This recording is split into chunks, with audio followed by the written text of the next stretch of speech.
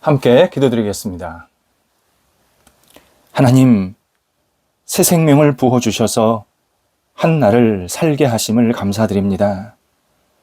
주님의 생명을 갖고 하루를 지혜와 열정으로 살게 하옵소서. 주님의 용서 사역을 감사함으로 받아들이는 사죄의 은총이 있게 하옵소서. 주님의 사랑 사역에 기쁨으로 동참하는 기회가 있는 복된 날 되게 하옵소서. 주님의 구원 사역에 창의적으로 헌신하는 생명을 허락하여 주옵소서. 주님의 화해 사역에 적극적으로 참여하는 열심을 오늘도 부어 주옵소서. 저희가 오늘 당당함으로 세상에 서게 하옵소서. 주님께서 주시는 슬기와 용기로 어려움을 헤쳐나가게 인도하옵소서.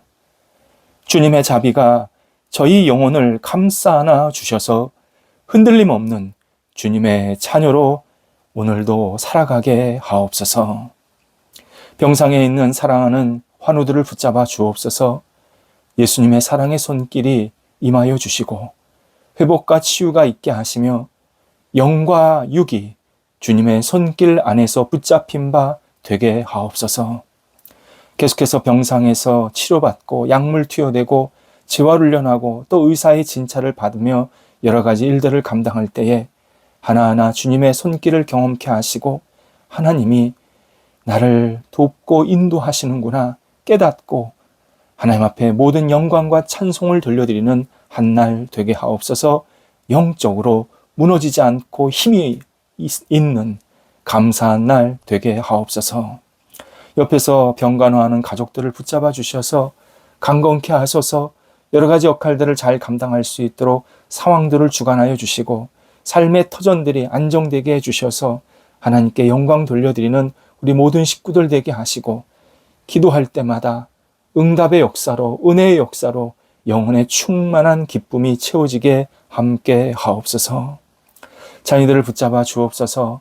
오늘도 자녀들이 예수님 안에서 하나님을 바라보며 의지하는 복된 날 되기를 간절히 원합니다. 어느 자리에 있든지 하나님의 사람으로 빛을 발하게 하시고 특별히 외국에 있는 자녀들 붙잡아 주셔서 하나님의 능력으로 쓰임받게 하시고 맡겨진 소임들을 그 땅에서도 잘 감당하게 하시고 어느 자리에 있든지 하나님의 자녀로서 우뚝 세워지는 복된 날 되게 하옵소서. 장래를 위해서 기도하는 자녀들 붙잡아 주셔서 좋은 결실이 맺히게 하시고 문이 열리게 하시고 하나님과 함께 늘 동행하는 자녀들 되게 하시며 학업에 있는 자녀들 시험을 앞두고 있는 자녀들도 붙잡아 주셔서 하나님 도우셔서 공부할 때 지치지 않게 하시고 준비할 때 연약해지지 않게 하시며 모든 것을 주 앞에 내어 맡기며 힘있게 앞을 향해 나아갈 수 있는 학업의 시간, 시험 준비의 시간 되게 하옵소서. 이 학기 맞이하여서 공부할 때에 하나님이 주시는 집중력으로 다시 출발할 수 있도록 함께 하옵소서. 일터를 하나님 앞에 오늘도 내어 맡깁니다. 주관하소서. 하나님, 우리 성도들에 속하 있는 모든 일터가 예수님의 이름이 높아지게 하옵소서. 모든 역할들을 감당할 때에 주의 뜻을 헤아리게 하시고 하나님께서 준비하신 복을 받아 누리기에 부족함이 없게 하시고 오직 주님의 함께 하시는 그 손길로 말미암아 일터가 흥황케 하시고 안정되게 하시고 더욱더 확장되는 은혜가 넘치는 일터가 되도록 인도하옵소서. 여러 가지 일들을 계획하고 준비해 나갈 때에 일터 속에서 하나님의 아름다운 역사가 나타나게 하시고 이 일들이 주님의 뜻을 이루며 이 추진들도 온전히 주님의 뜻 가운데서 잘 진행될 수 있도록 함께 하옵소서. 우리 사회에 귀하게 역할을 감당하는 일터들이 되도록 인도하옵소서. 매매와 투자를 위해서 계속 기도하고 있습니다. 도우소서. 좋은 거래처, 좋은 매매사 할 사람들, 또 투자할 사람들을 만나고 또 만날 수 있는 능력도 지혜도 허락하여 주셔서 하나님 모든 교류를 통해서 하나님께 영광되게 하시고 서로에게 유익이 되고 또 지역사회 또 많은 사람들에게 선한 영향력을 끼치는 교류가 되도록 인도하옵소서. 저희 성도들 가운데 새로운 시작을 가지고 출발하는 분들이 있습니다. 도우소서 힘차게 열정을 갖고 나아가게 도와 주시옵시고 흔들리지 아니하고 하나님 바라보며 믿음의 주 온전케 하시는 예수 그리스도 의지하면서 새롭게 시작을 하면서 이 일들을 통해서 하나님께 마음껏 쓰임받는 여러 가지 역할들이 되도록 인도하옵소서. 좋은 만남이 계속 이어지게 함께 하옵소서. 출타하는 성도들 붙잡아 주셔서 오고 갈 때 선한 은혜가 있게 하시고 주의 주시는 능력으로 맡겨진 역할 잘 감당하고 돌아오시게 하시며 가서도 건강하게 잘 보내시고 다시 돌아와서 또 이 땅에서 해야 할 기쁨과 감사의 통로로서 하나님께 쓰임받는 삶이 이어지게 하옵소서. 선교 사역 중에 있는 사랑하는 자녀들이 있사오니 붙잡아 주셔서 우리 성도가 하나님 바라보면서 이 역할들을 잘 마무리하게 하시고 그곳에서 하나님의 나라의 씨앗을 뿌렸사오니 하나님 도우셔서 그곳에 깊이가 깊어지게 하시고 하나님의 뜻이 이루어지게 하시고 교회가 든든히 세워져서 하나님께 영광 돌리는 지역 사회가 될 수 있도록 인도하옵소서. 함께 동역한 모든 팀원들에게도 건강 지켜주시고 잘 마무리할 수 있는 지혜를 허락하옵소서. 하나님, 저희 성도들이 오늘도 은혜의 통로로 살아가는 한 날 되게 하옵소서. 사람들을 만날 때, 일을 할 때나 또 여러 가지 역할들을 할 때, 생각할 때에 주님의 은혜로 많은 역할들을 감당하여서 우리 성도들 만나는 사람마다 하나님의 은혜를 경험하도록 인도하옵소서. 예수님의 이름으로 기도드립니다. 아멘. 오늘 우리에게 주시는 하나님의 말씀은 신약성경 야고보서 5장 12절 말씀입니다. 야고보서 5장 12절 말씀입니다. 살아계신 하나님의 말씀을 봉독합니다. 내 형제들아 무엇보다도 맹세하지 말지니 하늘로나 땅으로나 아무 다른 것으로도 맹세하지 말고 오직 너희가 그렇다고 생각하는 것은 그렇다 하고 아니라고 생각하는 것은 아니라 하여 정죄 받음을 면하라. 아멘. 말을 할 때 어떤 사람은 분명한 자기 책임이나 소신은 없고 타인의 시선만, 관심만 끌려오는 말만, 그런 화려한 말만 하는 사람들이 있습니다.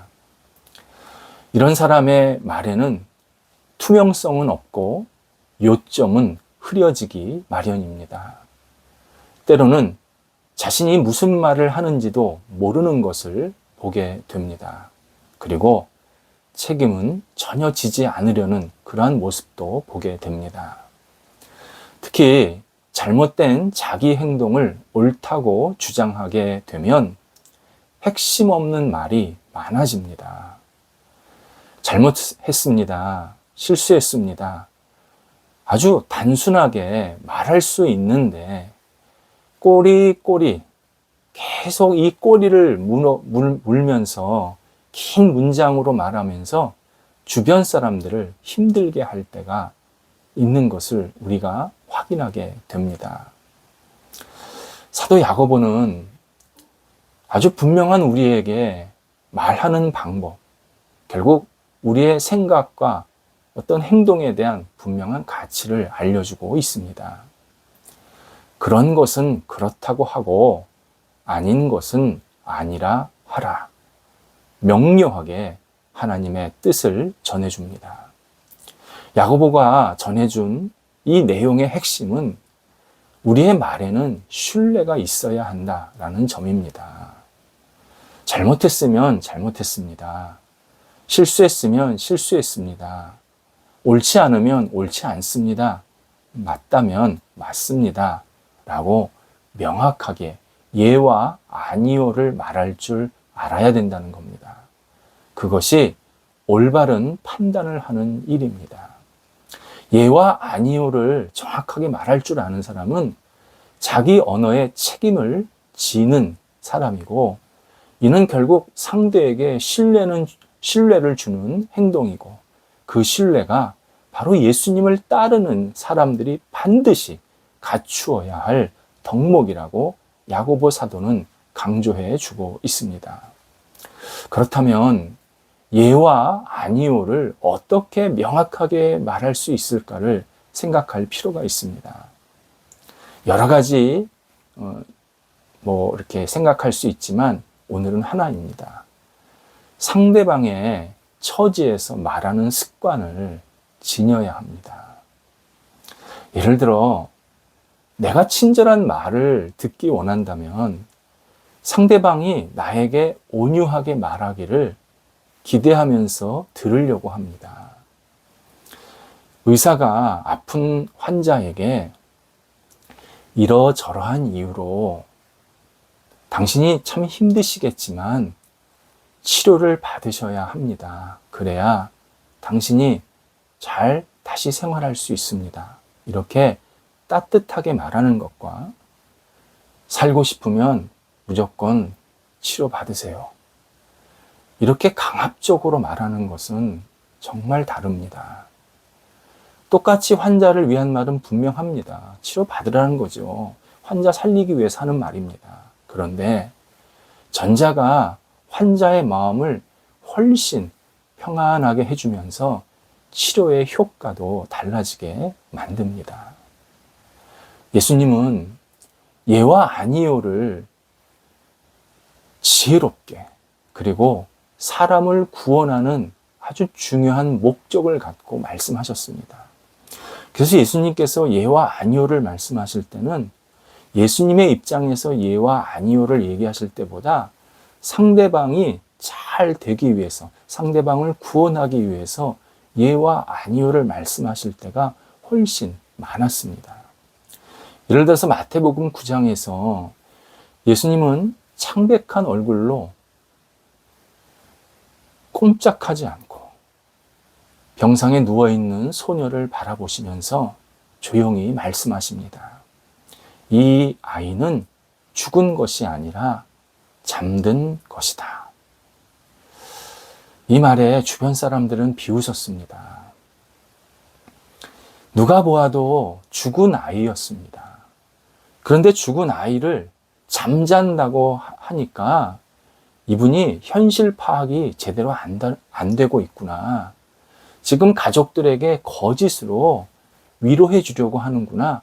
이렇게 비웃으면서 생각을 하며 예수님을 약간 배척하는 분위기를 가졌습니다. 하지만 예수님은 소녀의 가족들에게 필요한 것이 무엇인지 분명히 아시고 이 이야기를 하신 겁니다. 지금 소녀의 가족들에게 필요한 것은 희망, 위로였습니다. 이에 아이는 다시 일어날 것이다. 다시 생명이 이어질 것이다. 희망의 메시지를 전하십니다. 그런데 예수님께서 이 말씀하신 것은 당신들의 딸이 일어나기를 기대하시오. 이렇게 단순히 그냥 그 아이를 살리겠다라는 의미로 하신 말씀이 아닙니다.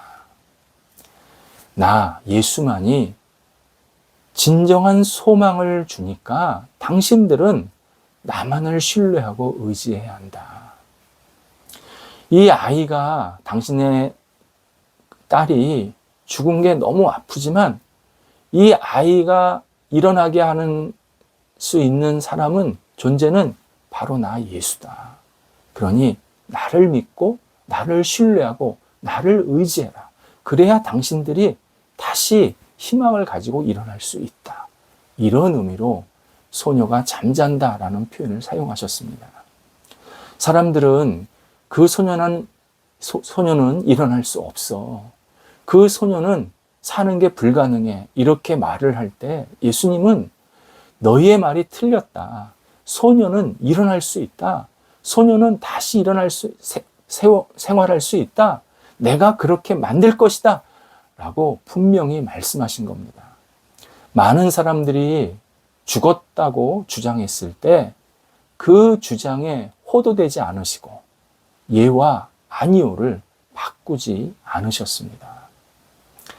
반대의 경우도 있습니다. 예수님 당시 유대인들에게 성전은 금지 옥엽과 같은 대상이었습니다. 성전은 건물 그 이상의 건물이었습니다. 성전에서 행하는 일은 잘못된 것이 없다. 그렇게 생각했습니다. 예수님은 유대인들에게 성전이 우상이 되고 있음을 분명히 보시게 됩니다. 이에 유대인들에게 이렇게 얘기합니다. 너희들의 태도는 하나님을 제대로 믿고 따르는 행동과 거리가 멀다.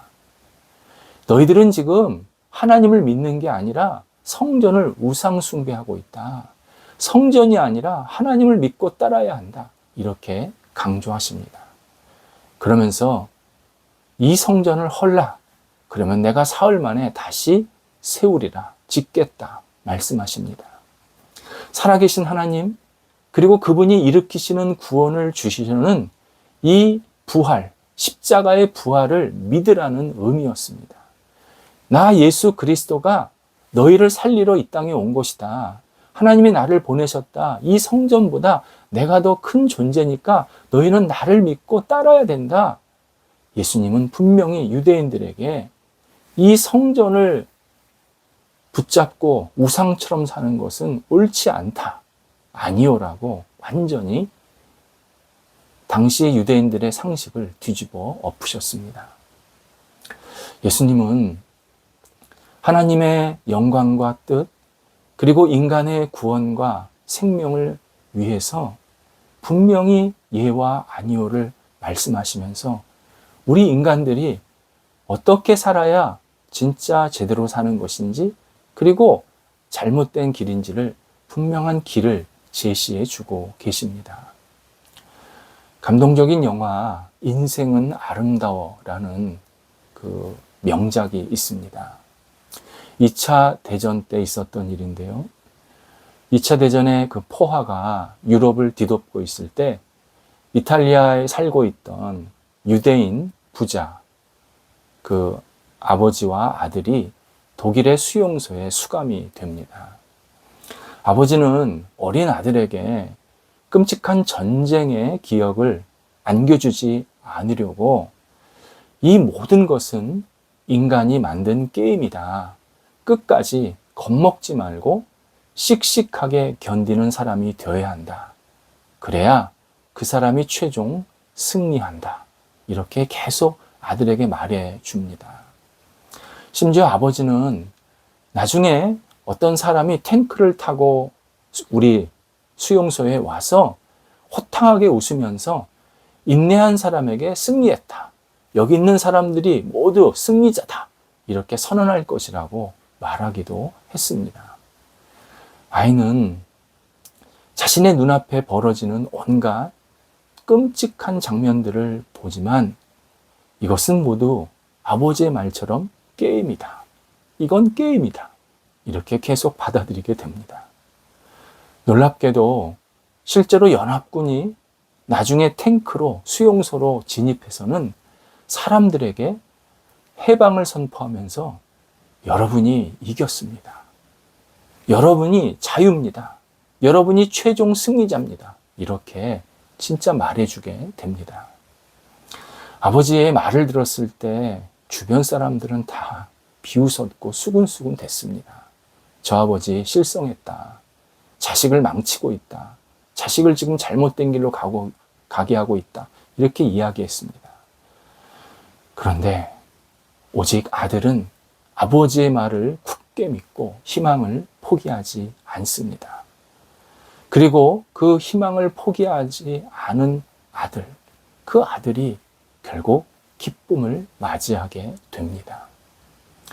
우리는 어떤 일이 일어나면 그 사건 자체가 우리에게 큰 영향을 미친다고 생각을 합니다. 절대 그렇지 않습니다. 그 일을 받아들이는 인식이 어떠하느냐에 따라서, 내가 그것을 어떻게 받아들이냐에 따라서 나에게 큰 영향을 주기도 하고 반대로 영향이 잘 미치지 않기도 합니다. 어떤 일에 대한 인식은 내가 지금 예수님의 마음과 눈으로 그 일을 이해하느냐에 달려 있습니다. 아무리 내 앞에 큰 일이 일어나도 예수님의 눈과 마음으로 그 일을 보니까 이건 별거 아니야. 지나갈 일이야. 그러면 그건 진짜 별거 아닌 겁니다. 그건 아니요. 얼마든지 말할 수 있습니다. 반대로 아무리 작은 일이 내 앞에 일어나도 이것을 예수님의 눈과 마음으로 보니까 참 의미 있는 일이다. 이건 나한테 중요한 일이다. 그러면 이렇게 누가 뭐라고 해도 나는 그것을 아주 중요하게 의미 있게 받아들이는 그러한 삶을 살게 됩니다. 우리는 예수님의 눈으로 세상을 보면서 예와 아니오를 정확하게 말할 수 있어야 합니다.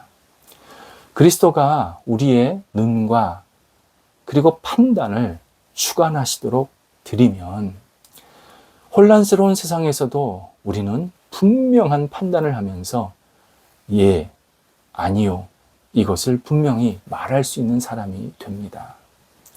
우리 시대에 참 혼란스럽고 복잡하고 애매한 일들을 만들려고 또 그렇게 생각하고 말하는 사람들이 참 많이 있습니다. 이때 그리스도인들은 오직 예수 그리스도를 우리 마음속에 두고 그분의 눈과 그분의 마음과 그분의 생각을 중심으로 예와 아니오를 분명하게 판단하고 말할 수 있는 사람이 되어야 합니다. 이것이 진정한 그리스도인의 삶의 모습입니다. 그리스도가 우리를 그렇게 만들어 가십니다. 기도하겠습니다. 하나님, 예수님 안에서 예와 아니오가 분명한 저희들의 삶이 되게 하옵소서.